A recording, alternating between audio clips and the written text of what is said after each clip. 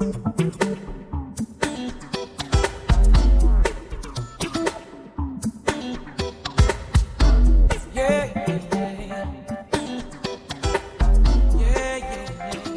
right, everybody. So, as I promised you this morning, we will have a demo in sautéing, especially today we'll be sautéing a chicken breast. As you may remember from my lecture, there's some differences in sautéing chicken breast, beef, or fish. And so today we'll do the chicken breast. So first thing is we're going to season it. As you see here, we have a chicken breast, which is referred to as a French chicken breast. So you may be now kind of curious what means it's a French chicken breast. It means it's a chicken breast with a wing bone attached. Yet the meat of the wing has been scraped down to the breast itself. Why is this being done? First of all, it looks nice. Second of all, it just tastes nice. Millions of men every year doing Super Bowl prove this how nice chicken wings are. So if you find some feathers on there, pluck those off. So as I said, seasoning, very important step. So season well with salt. Now at this stage, there's quite a few people who now would say, yeah, it's white meat, so therefore I will season this with white pepper. Now I have to say, I personally feel white pepper doesn't fit here at all from a flavor perspective. And that's what we're after. So what I'm doing now, I'm seasoning the skin side with salt only, turn it over to the flesh side, and then season here with salt and pepper. The skin side is going to be my presentation side, and the flesh side is going to be now, so nobody's going to see the black spot of the black pepper, but everybody gets the wonderful flavor of it. Next thing, very important for chicken breast, is to dredge it in flour. As we discussed in lecture, if you neglect this step, what happens? The skin tends to stick to the pan, and the whole thing rips apart. Very important, whenever we dredge something in flour, we want to shake off the excess, because this is way too much, would result in something resembling a fried chicken. So shake off all the excess, so we have only basically one particle layer left. All excess flour needs to go, shake it all the way. It goes now on a sheet pan, the surface is nice and dry. Now from here we'll take it over to the pan where we start searing it. So now that we know our pan is hot, we add some oil. Preferably do not add the oil into a cold pan, because you might be distracted. You might be distracted at the time and walk away and the oil will ignite. Like this pan is hot. You have a slight haze of smoke coming up. That's all you want to see, a very slight haze. On the meat, we place the meat into the pan, presentation side down. Now we sear the meat. And as we discussed in lecture, very clear, searing does not seal in the juices. It only serves the purpose of creating color, and along with the color comes flavor. So it happens over, as you see, a very moderate heat, alongside a very small amount of fat. You barely cover the bottom of the pan, and that is one crucial point for a sauté.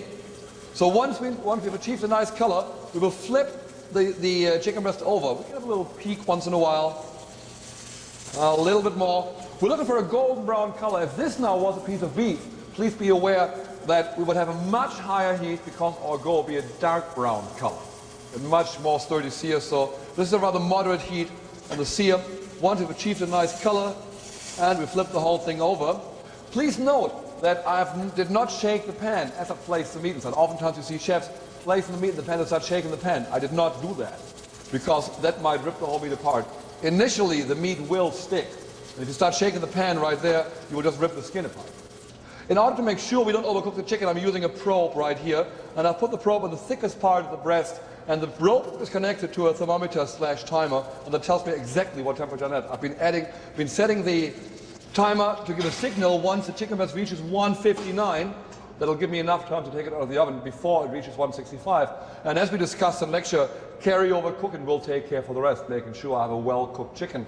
As you all remember, well done doesn't have to mean dried out. All right. Now the chicken has reached almost its desired final internal temperature. We're shooting for 165. It is now at 163. We will simply let carryover take care for the rest.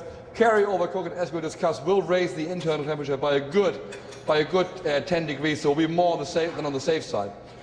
It needs to leave the pan though right there and rest on a wire rack, on a warm spot somewhere. Now, many recipes will tell you now to discard the old fat. Have a quick look at the fat. For me, that looks just fine. For me, the fat looks just fine, so I don't think we should discard this. We just continue straight in this pan, and we will produce a sauce right in here. So that's what makes sautéing. We start off by adding some garlic into the pan, and we sweat the garlic in the chicken fat and also in the pan drippings, often referred to as the fond.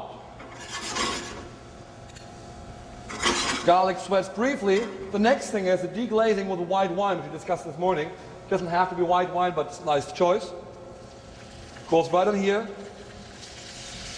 When we reduce the white wine now, remember we talked about this au sec, meaning we reduce it till it's completely evaporated for the simple reason what we need here is the white wine's flavor, not its water. So reduce it down till completely gone. Make sure the flame is not too large here on this pan because it's a small pan, which just burn the sides. Okay, now that the white wine has reduced by half, we now add the next ingredients. We have some anchovy paste. You can also use finely chopped anchovies, they are fine. They go right inside. And we have tomato concassé and chopped olives, black olives. They go right inside. And we cook this for a while to soften the olives and the tomatoes.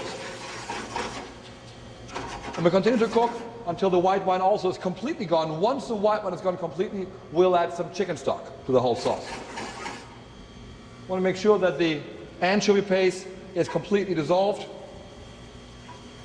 or rather say dispersed. And this action is exactly what makes a sauté a sauté.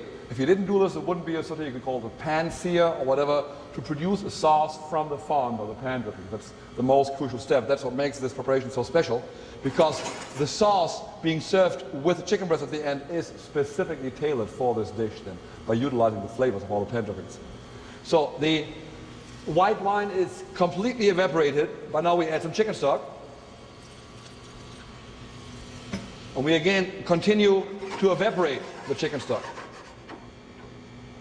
And as you see now, the name of this dish, chicken breast provençal, it's pretty realistic. I mean, all these are typical ingredients from the Provence region of France: tomatoes, olives, white wine, anchovies. So then, now again, we'll let the chicken stock reduce down till it's completely gone, because we like its flavor but not its water. And then at the end, we will thicken the sauce with a generous amount of butter. And how this works, I will show you right now. In the same time, now the chicken breast, we could have cooked it a long time already. The chicken breast might have cooled down, so this one goes straight into the oven to make sure it's hot, because the sauce will be done within the next 2 to 3 minutes. Again, make sure it's completely evaporated. So as you see, the chicken stock is almost evaporated. We start adding now the butter, a generous amount for the sauce. And in a swirling motion, we emulsify the butter into the sauce. And by this emulsion, we will start some viscosity. Do not worry if the sauce comes to a boil once, it's fine. That will not be the end of it. So, but you don't want to boil it too long, because that will cause the sauce to curdle. So keep on swirling, which will cause the butter to mix in evenly, emulsify properly, and not separate as a puddle of fat on top of our sauce. So last but not least, important, a quick taste. A little more salt. Dash of pepper is nice.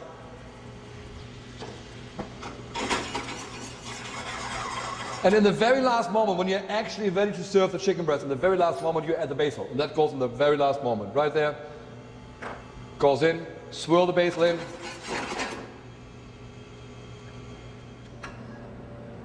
All right, sauce is done, chicken is done, it's nice and warm. What you will see here now on this sheet pan, which is hot fresh from the oven to reheat the chicken, what you see here now is a little liquid from the chicken. Don't waste that. That should go straight into your sauce. This is full of flavor. Goes right into your sauce.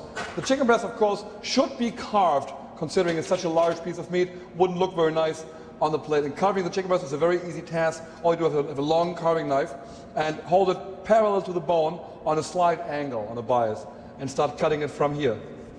And maximum 3 or 5 slices. Shouldn't be much smaller than that. To present the chicken is you will pour the sauce under the plate, under the chicken. That's very, very important, because we've gone through a painstaking process to make sure the chicken is fully cooked and nice and crispy. If we not pour the sauce over this, the whole thing became very, very soggy. So sauce goes underneath as much as you like. Then the chicken breast is nicely arranged on that sauce. So as you see here now, very clear, this chicken, even though it's cooked too well done, it's still very juicy. That is our goal. Enjoy your sautéed chicken breast.